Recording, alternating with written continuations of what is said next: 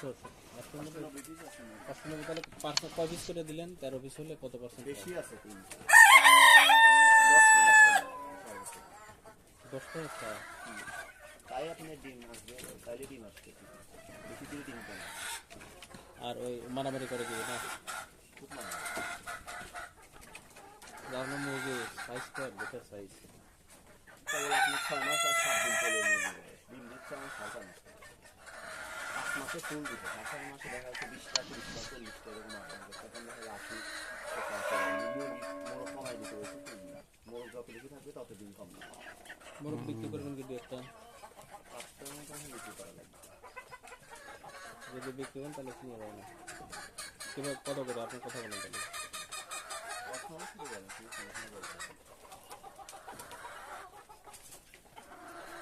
কত করে একজন কর? আমি যেগুলো ছোট আছে ওগুলো